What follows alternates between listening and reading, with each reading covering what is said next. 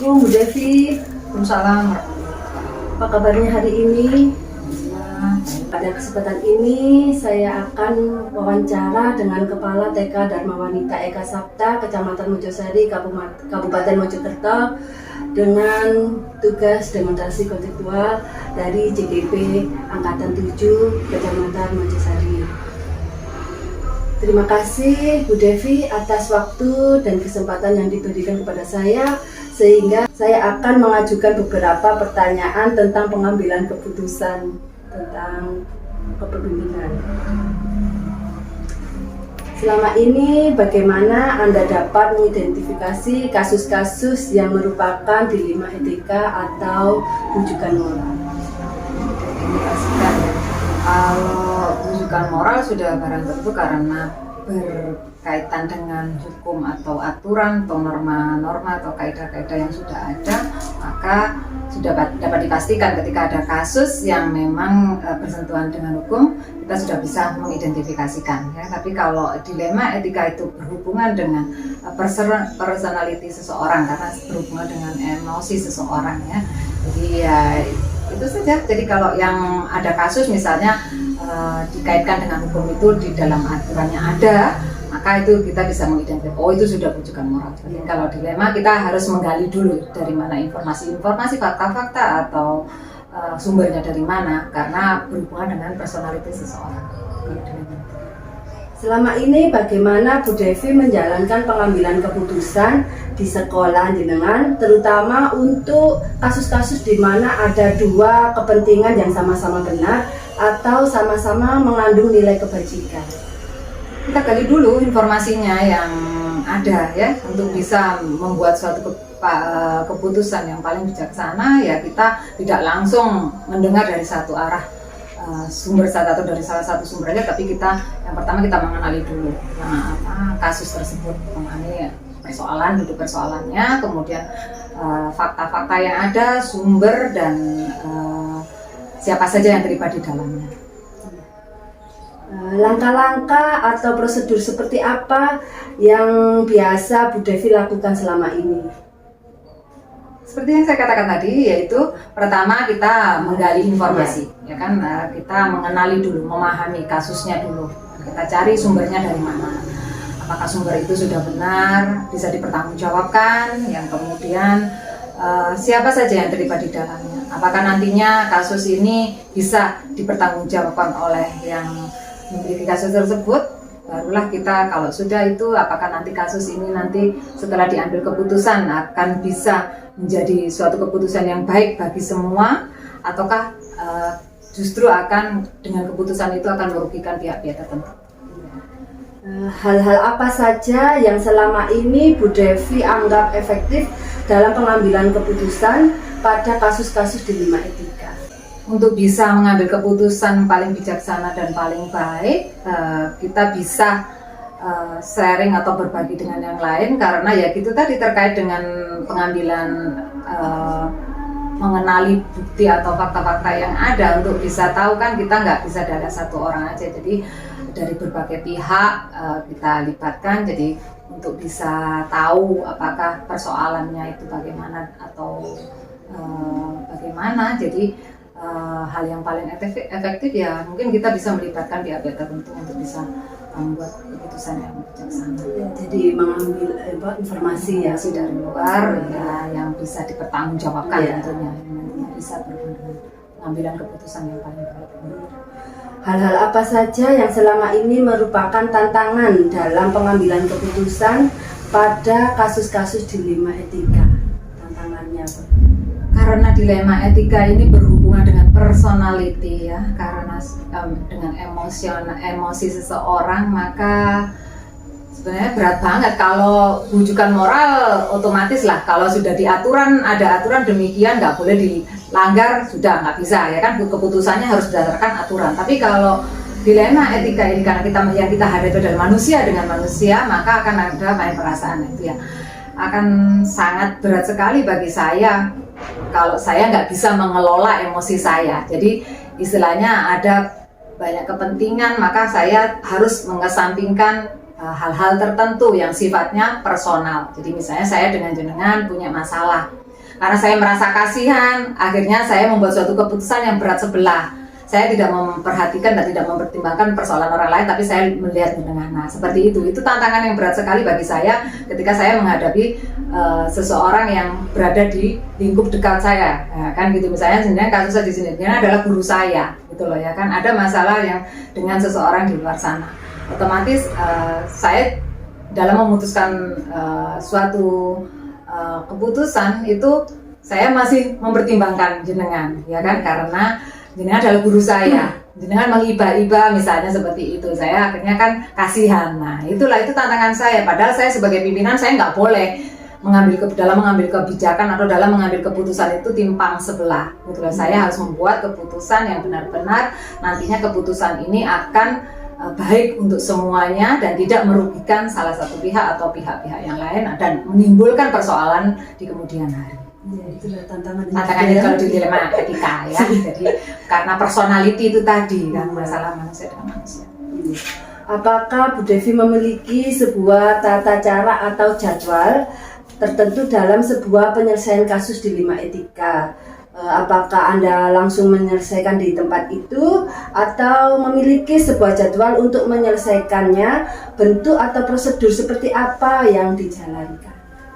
Kita lihat kasusnya dulu. Kalau kasusnya ringan, sederhana, dan tidak memerlukan pihak-pihak tertentu, sepertinya kita nggak perlu penjadwalan karena saya bisa memutuskan hal itu kalau ada kasus hari ini yang memang harus diselesaikan hari ini, saya selesaikan hari ini dan tidak perlu ada penjadwalan. Tapi manakala kasus itu berhubungan dengan pihak-pihak tertentu, pihak-pihak terkait atau di luar lembaga kita, maka nggak bisa kita untuk bisa memutuskan sesuatu hal itu hari ini harus selesai ya, maka kita harus membuat penjadwalan untuk bisa bertemu bersama pihak-pihak ya. Jadi melihat kondisi permasalahannya ya. Kalau sekali itu langsung ditangani bisa langsung saja ya, penjadwalan besok ya. Adakah seseorang atau faktor-faktor yang selama ini mempermudah atau membantu Bu Devi dalam mengambil keputusan dalam kasus-kasus dilema etika? Ya, kalau dilihat dari kasusnya, kalau kasus ringan mungkin kita tidak memerlukan orang lain. Yang sekiranya saya bisa mengambil keputusan dan keputusan itu tidak merugikan orang lain atau tidak melibatkan orang lain, mungkin kita tidak perlu. Tapi dalam kasus-kasus tertentu juga ada kalanya kalau itu melibatkan orang lain, maka saya juga memerlukan pihak-pihak tertentu, seperti misalnya kalau hanya kasus personality antara guru dengan guru yang lain di dalam masalah KPM misalnya, ya kan, saya nggak perlu melibatkan orang lain selagi saya bisa membuat keputusan yang baik untuk itu. Tapi ketika ada persoalan atau masalah atau kasus yang melibatkan pihak-pihak tertentu, misalnya dengan wali murid, nah maka di situ karena ada di sekolah itu ada komite, ada yayasan, ya ada penasehat yaitu dari kepala desa atau dari bunda PAUD desanya, maka ada pihak-pihak tertentu yang memang harus ikut dalam penyelesaian kasus tersebut. Artinya apa? Artinya bahwa saya juga memerlukan orang lain dalam pengambilan keputusan agar nanti keputusan itu bisa diterima dengan baik, tidak merugikan pihak-pihak. Ya, jadi kan kita tetap bermusyawarah ya Bu ya, melihat apa kasusnya itu terlebih dahulu ya. Dari hal semua yang saya disampaikan, pelajaran apa yang dapat Bu Devi petik dari pengalaman pengambilan keputusan dilema etika ini? Bahwasanya sebagai seorang pimpinan dalam mengambil keputusan kita tidak boleh berat sebelah dan tidak boleh menggunakan emosi ya.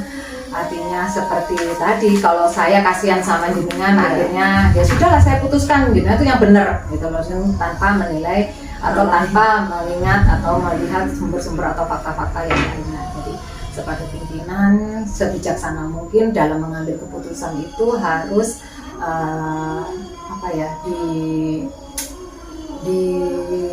harus ada. Jadi harus ada faktor-faktor lainnya. Jadi tidak menggunakan secara emosi, ya kan? Jadi kalau kita hanya karena kasihan, karena kita punya hubungan yang dekat, hanya apa gitu. Jadi sebagai pimpinan yang baik, dari pengalaman masalah-masalah yang kita muncul itu akhirnya kita belajar. Oh, bahwasannya kalau kita mengambil keputusan tidak boleh sepihak, tidak boleh berat sebelah, tidak boleh yang tidak merugikan orang lain, pihak tertentu, jadi seperti itu. Iya. Ya, demikian Bu Devi ya wawancara hari ini. Saya ucapkan banyak terima kasih kepada Bu Devi sudah menjadi narasumber bagi saya dalam tugas demonstrasi kontekstual. Wassalamualaikum warahmatullahi wabarakatuh.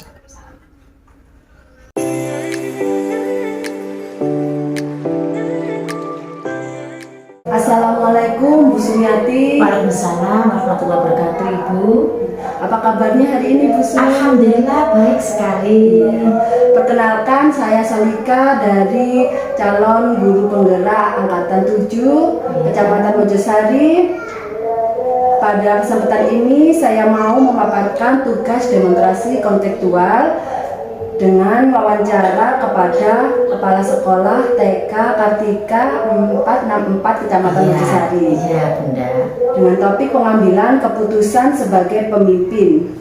Terima kasih Bu Sumiati atas waktunya dan kesempatan yang diberikan kepada saya. Saya akan mengajukan beberapa pertanyaan tentang pengambilan keputusan. Selama ini, apakah Bu Sumiati dapat mengidentifikasi kasus-kasus yang merupakan dilema etika atau bujukan moral? Iya, kalau bujukan moral itu kan sudah pasti benar dan salah. Otomatis saya pilih yang benar. Tapi kalau dilema etika ini yang sulit karena benar sama benar, maka mengambil keputusannya kita harus berhati-hati, juga harus perlu banyak pertimbangan seperti itu. Selama ini bagaimana jenengan menjalankan pengambilan keputusan di sekolah Anda, terutama untuk kasus-kasus di mana ada dua kepentingan yang sama-sama benar atau sama-sama mengandung nilai kebajikan? Nah, yang saya ambil ada 3 prinsip dan 4 paradigma, juga 9 langkah. Akan tetapi kalau di dilema ini kan benar sama benar. Nah, pernah kejadian di lembaga kami kan yayasannya besar di Kabupaten Mojokerto. Yayasan Kartika Jaya mempunyai 3 lembaga TK, ada di Trawulan, Jedes, dan di Mojosari. Nah, waktu kita akan ada outing kelas, yayasan menginginkan kita berangkat bersama-sama 3 lembaga itu. Akan tetapi ada benarnya juga mempersatukan kita kan yayasan ya.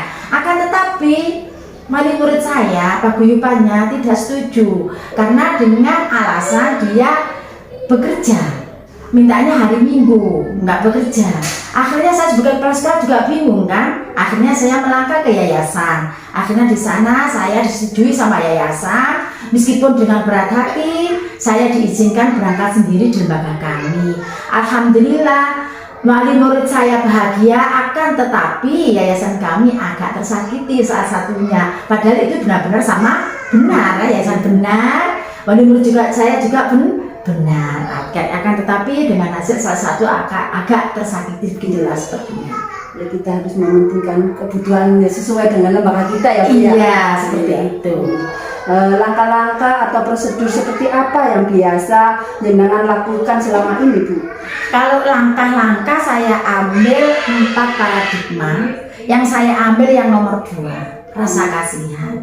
Karena apa saya mengambil rasa kasihan? Guru kan harus profesional.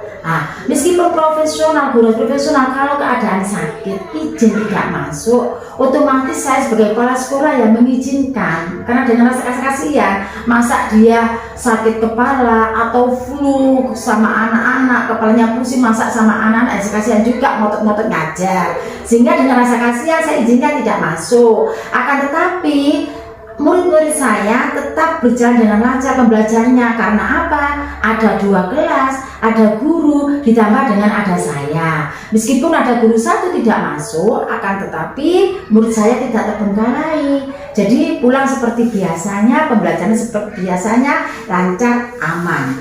Berarti tetap berjalan walaupun jenengan tadi mengambil rasa kasihan, dan kita mengizinkan sama apa Bu? Guru yang tidak masuk, iya seperti itu. Hal-hal apa saja yang selama ini jenengan anggap efektif dalam pengambilan keputusan pada kasus-kasus dilema etika? Yang saya ambil ya 4 paradigma tadi, sama 9 langkah, sama 3 prinsip. itu yang saya ambil. Tapi yang sering saya buat biasa kasihannya yang nomor 2 tadi ya, yang kasihan. Hal-hal apa saja yang selama ini merupakan tantangan dalam pengambilan keputusan pada kasus-kasus dilema etika? Yang tantangannya adalah yang benar atau benar tadi, Bu. Karena apa? Karena perlu pertimbangan sangat matang seperti itu. Perlu musyawarah, Bu, ya? Iya, juga seperti itu. Apakah jenengan memiliki sebuah tata cara atau jadwal tertentu dalam sebuah menyelesaikan kasus dilema etika? Apakah jenengan langsung menyelesaikan di tempat atau memiliki sebuah waktu atau jadwal untuk menyelesaikannya? Bentuk atau prosedur seperti apa yang Anda jalankan? Iya, kalau seperti ini tergantung permasalahannya. Kalau masalahnya ringan, bisa saya sendiri langsung saya putuskan hari itu juga. Kalau agak berat, yang musyawarah dengan Dewan Guru, teman sejawat kita, langsung diselesaikan. Agak berat lagi di atasnya, saya mengambil keputusannya terjadwal. Saya konfirmasi ke komite, ke penilai atau pengawas Dewan Guru, terus terjadwal. Kalau sudah selesai, alhamdulillah. Kok belum selesai lagi? Saya jadwal lagi. Saya sampai ke yayasan dan nambah ke dinas Kabupaten Mojokerto. Jadi lengkap. Ada Dewan Guru, ada kepala sekolah, ada penilai atau pengawas, ada yayasan dan ada dinas Kabupaten Mojokerto. Ini kita jadwalkan permasalahannya apa, itu terjadwal semua sampai masalah itu selesai dengan baik demi lembaga kami, juga demi wali murid atau permasalahan yang lain seperti itu. Tergantung masalahnya ya, Bu, ya? Iya. Kalau ringan bisa diatasi langsung ya. Bisa jadwal. Pakai jadwal. Apakah seseorang atau faktor-faktor apa yang selama ini mempermudah atau membantu jenengan dalam mengambil keputusan dalam kasus-kasus dilema etika? Ada, terutama Dewan Guru. Itu yang pertama kali yang saya beri musyawarah itu kita kumpulkan enaknya bagaimana, ini ada masalah gini, mesti itu Dewan Guru yang pertama, baru melangkah ke yang lainnya kalau bisa. Dari hal semua yang disampaikan Bu Sumiati, pelajaran apa yang dapat jenengan petik dari pengalaman pengambilan keputusan dilema etika ini? Ya, yang saya ambil lebih memahami, ya, lebih memahami karena dilema etika ini benar sama benar itu kan agak sulit.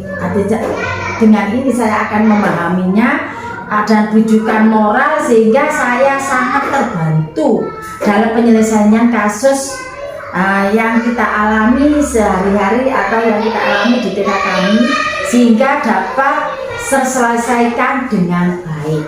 Yaitu tadi, karena apa kok dengan baik? Kita ngambil dari 3 tadi, dari prinsip, 4 paradigma dan 9 langkah seperti itu.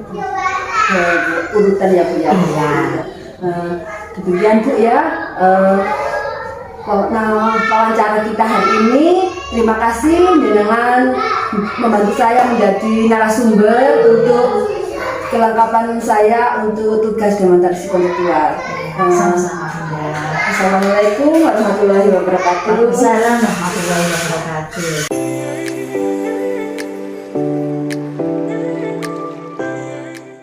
Assalamualaikum Bu Nur. Waalaikumsalam warahmatullahi wabarakatuh. Apa kabarnya hari ini? Alhamdulillah sehat.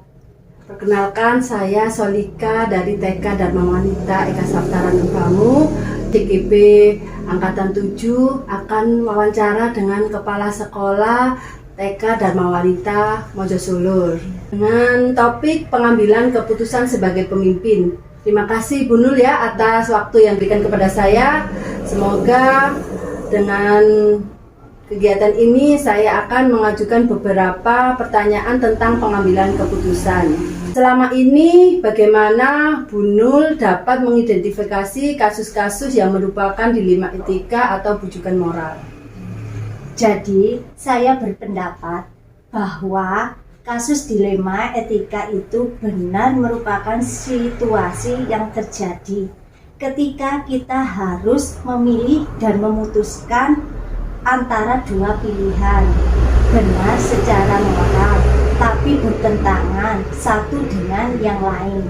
Sedangkan rujukan moral yaitu benar lawan salah dalam lain mengambil keputusan antara benar dan salah. Iya, berarti kan dilema etika itu benar lawan benar dan rujukan moral itu benar lawan salah ya, seperti itu ya Bu Inul ya. Iya. Selama ini bagaimana jenengan menjalankan pengambilan keputusan di sekolah jenengan, terutama untuk kasus-kasus dilema ada dua kepentingan yang sama-sama benar atau sama-sama mengandung nilai kebajikan. Sebelum keputusan diambil, kita harus terlebih dahulu mengumpulkan sumber informasi atau fakta-fakta yang terjadi. Jadi, biar kita bisa mengetahui mana yang benar dan mana yang salah. Dan kita akan mencari solusi atau keputusan yang paling tepat. Langkah-langkah atau prosedur seperti apa yang biasa jenengan lakukan selama ini? Langkah-langkah yang saya lakukan adalah saya akan tetap mengumpulkan sumber-sumber atau informasi atau fakta-fakta yang ada biar kita bisa menganalisis mana yang benar dan mana yang salah. Kemudian kita solusi atau mencari keputusan yang harus direfleksi lagi, jadi kedepannya akan ada perkembangan solusi yang lebih baik. Jadi kita mengumpulkan fakta-fakta terlebih dulu ya Bu ya, agar bisa kita memecahkan solusi apa permasalahan itu ya. Kemudian hal-hal apa saja yang selama ini jenengan anggap efektif dalam pengambilan keputusan pada kasus-kasus dilema etika? Jadi hal-hal yang efektif dalam pengambilan keputusan kasus dilema etika masalah adalah dengan menelaah siapa saja yang terlibat, sifatnya mendesak dan tidak jadi mengambil alternatif solusi. Ya. Hal-hal apa saja yang selama ini merupakan tantangan dalam pengambilan keputusan pada kasus-kasus dilema etika? Tantangan dalam mengambil keputusan dilema etika adalah masalah yang sama-sama pentingnya, tapi ada mana yang harus didahulukan dan mana yang harus ditinggalkan, serta adanya peraturan-peraturan yang harus dipenuhi karena pentingnya nilai kebijakan yang didahulukan. Apakah jenengan memiliki sebuah tata cara atau jadwal tertentu dalam sebuah penyelesaian kasus dilema etika? Apakah jenengan langsung menyelesaikan di tempat atau memiliki sebuah jadwal untuk menyelesaikannya? Bentuk atau prosedur seperti apa yang jenengan lakukan? Karena pengambilan keputusan dilema etika ini kita tidak mempunyai jadwal. Karena masalah itu datangnya tidak bisa kita duga atau prediksi. Ya, masalah itu datangnya tiba-tiba. Kalau ada masalah ringan, kita bisa menyelesaikan secara tepat. Apabila masalah terlalu berat, kita harus bisa konsultasi dengan teman atau teman sejawat atau yang ada di rumah. Intinya kalau masalah ringan itu bisa diselesaikan secara langsung. Kalau tidak ada penjadwalan atau apa Bu, kegiatan tadi ya, pengambilan keputusannya ya harus dimusyawarahkan dulu ya Bu ya. Iya. Adakah seseorang atau faktor-faktor yang selama ini mempermudah atau membantu jenengan dalam pengambilan keputusan dalam kasus-kasus dilema etika? Biasanya saya dalam menghadapi kasus seperti ini, terlebih dahulu saya berkonsultasi dengan teman sejawat atau dengan rekan-rekan guru. Kalau rekan-rekan guru atau teman sejawat belum bisa mengambil keputusan, belum dapat mengambil keputusan yang tepat, kita bisa konsultasi dengan ketua yayasan maupun komite yang ada di lembaga kita. Ya. Dari hal semua yang disampaikan tadi, pelajaran apa yang dapat jenengan petik dari pengalaman pengambilan keputusan dilema etika tadi? Pengalaman saya mengambil keputusan dilema etika ini hal yang paling berat dan saya hadapi. Karena keputusan waktu itu ada nilai-nilai jijikan atau mendasari yang bertentangan secara cinta dan kasih sayang. Dan ada kebenaran, ada keadilan, tanggung jawab. Ya, semua itu kita butuhkan dan kita terapkan di sekolah kita. Dan semua kasus ini tidak bisa saya hadapi dengan sendiri. Iya, nanti kita harus cari teman untuk musyawarah, untuk mencari solusinya ya Bu ya. Iya. Nah, saya ucapkan terima kasih Bu Nur ya, sudah menjadi narasumber bagi saya untuk menyelesaikan tugas demonstrasi konseptual. Saya akhiri, wassalamualaikum warahmatullahi wabarakatuh. Waalaikumsalam warahmatullahi wabarakatuh.